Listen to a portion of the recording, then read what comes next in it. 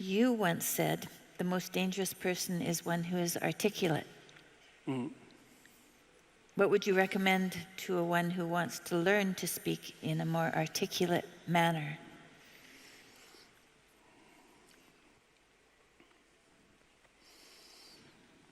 Well, articulate is an interesting word, because if your joints are articulated, and that means you can do things with them because they're articulated, right? They're not one solid, vague mass. They're differentiated. And someone who's graceful is articulated and compelling because they're articulated. And speech is a form of articulation in that manner because the act of speech itself is extremely complicated. It's a very complicated motor activity, right? It's a very complicated action to dance with your tongue, let's say.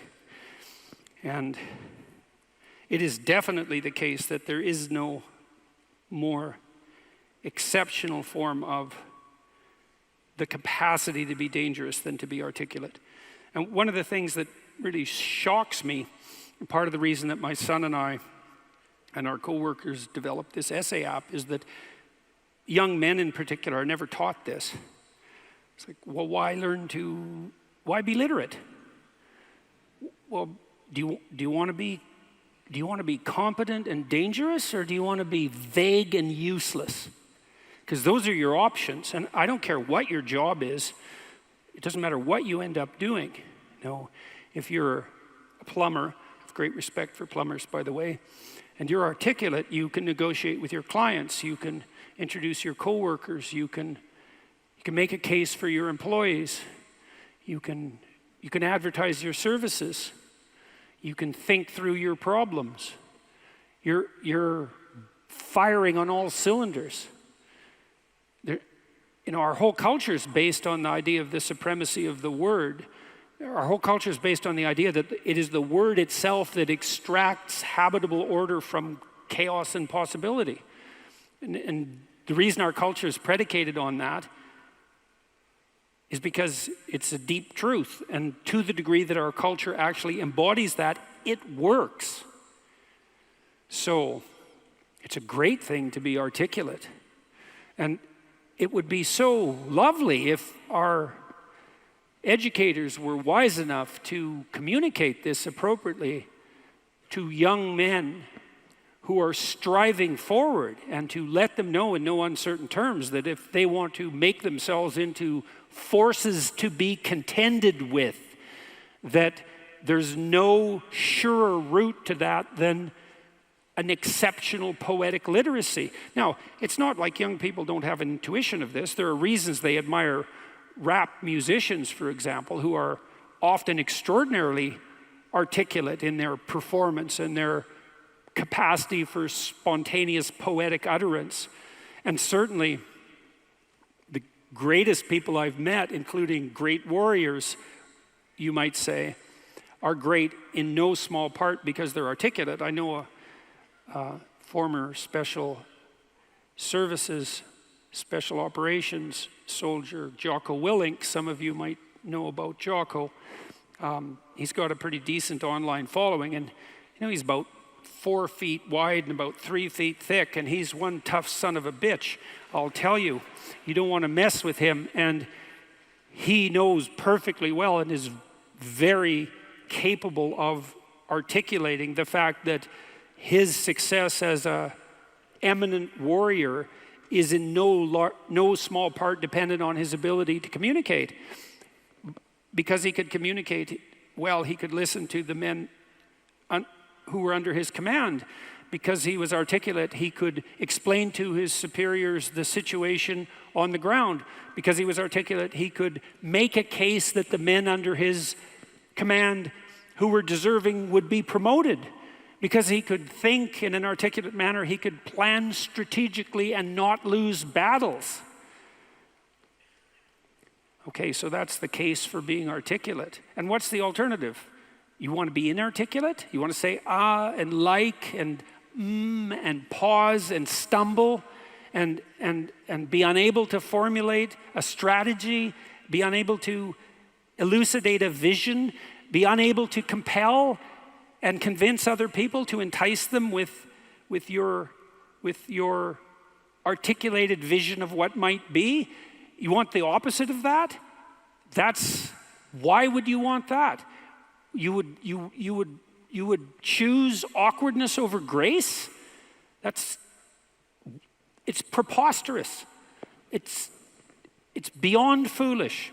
And I cannot understand for the life of me why this case isn't made in a compelling manner, particularly to young men. And I know it's not being articulated to young men because they're dropping out of the educational realm in droves. And it's unbelievably sad. So, how do you become articulate? Well, by paying attention to what you say. That's a good start. And what do I mean by that? I mean, pay attention to what you say. So you can think of this as an analogy. So imagine that you're trying to walk across a swamp, and the swamp is murky, but you know there's a path. You know there's a path of stone under the water, but it twists and moves. And if you stay on the path, you won't drown. The crocodiles in the swamp won't devour you. And as you walk forward, you can feel with your next step where the stone might be. And then you feel it's solid, then you take that step, and then you do the same thing with your foot again. You search and you find out what's solid, and you step on it, and you move forward in that manner. That's what you do with your words. It's the same thing. You feel, and you feel, is this the right word? Is the fact that I'm uttering it putting me together and making me intact and stronger, or is it tearing me apart and making me dissolute and weak? And you can learn to do that. I learned this in part from reading Carl Rogers, who's a great clinician, and Rogers believed that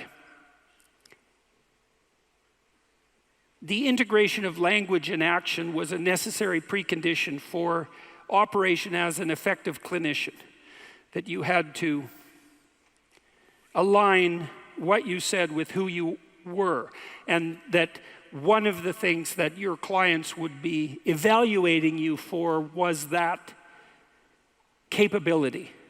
And you might say that someone with that capability manifest themselves as genuine and trustworthy.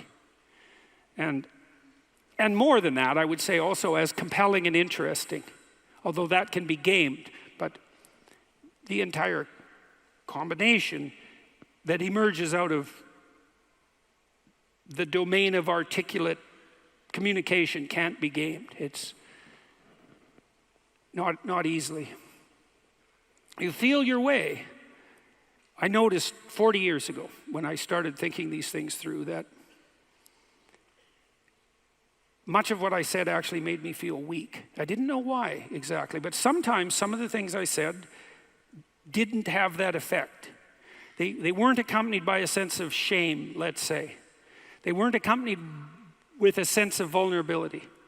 They were solid.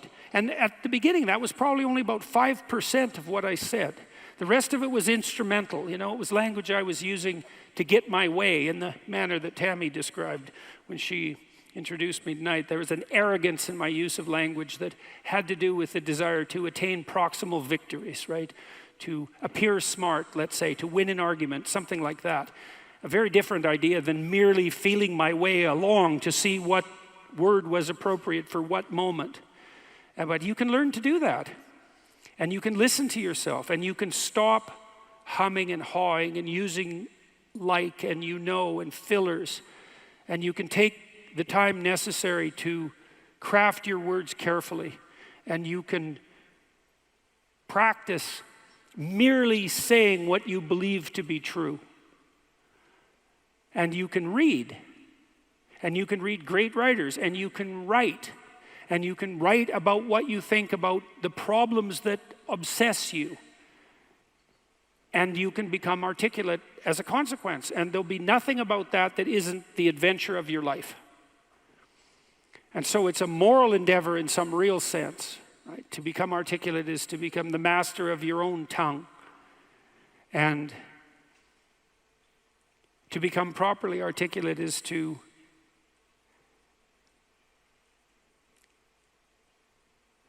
make the word divine and to treat it in that manner and to decide whether or not you believe that it is the case that the divine word creates the order that's habitable and good.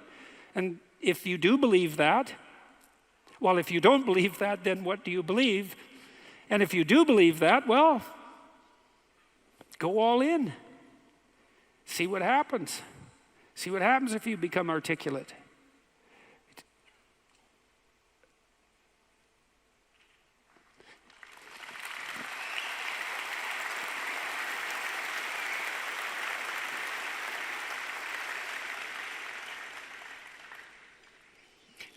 I'll give you one more small example. Tammy touched on this in the introduction too. She said she'd learned to pause. You can pause. It's a prayerful pause in some sense. When you're in a discussion with someone, you can ask yourself, they might present you with a question or a conundrum or a proposition, and instead of responding with what you know to be right, so to speak, you could just ask yourself, what do I actually think about that? But it has to be a real question. It has to be the kind of question that you'd pose to someone you didn't know. It has to be a question predicated on the idea that you might not know who you are and that you could ask. And so someone will present you with a question, you think, okay, what do I think about that? But you have to want to know the answer, and then the answer will make itself known, because that's how thought works, and then you can just communicate that answer. And if you do that, you'll be interesting right away. You'll be interesting to the person that you're talking to. And if they do that to you, they'll be interesting too. And then if you both do that, you'll have an interesting conversation. And if you have an interesting conversation, you'll both grow as a consequence. And that's actually the pathway to growth. And you just wait. You can wait. You can open yourself up to the possibility that what needs to be said will make itself manifest, if that's what you are striving for, if that's what you're asking for. And then you can merely communicate that. You have to abandon instrumentality to do that. So one of the reasons Joe Rogan is so successful, by the way, is that that's what Joe does. He just asks questions. He isn't trying to get something from his guests. He's not trying to become more famous. He doesn't need any more money. There's no instrumental utilization of language in his discourse. He's just a humble lunkhead, in the most profound sense, who would like to know more than he knows, and who asks all the stupid questions he can think up.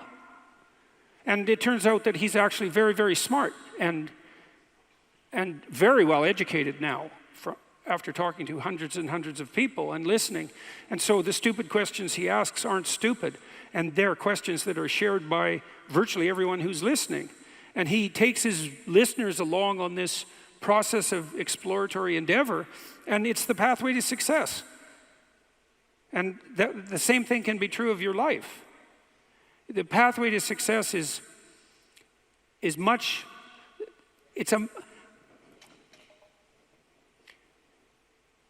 if you're guided by the spirit of honest inquiry and every word you say is reflective of what you believe to be the truth, then the pathway that you walk on is a golden pathway to success. And I know that. I know that to be true.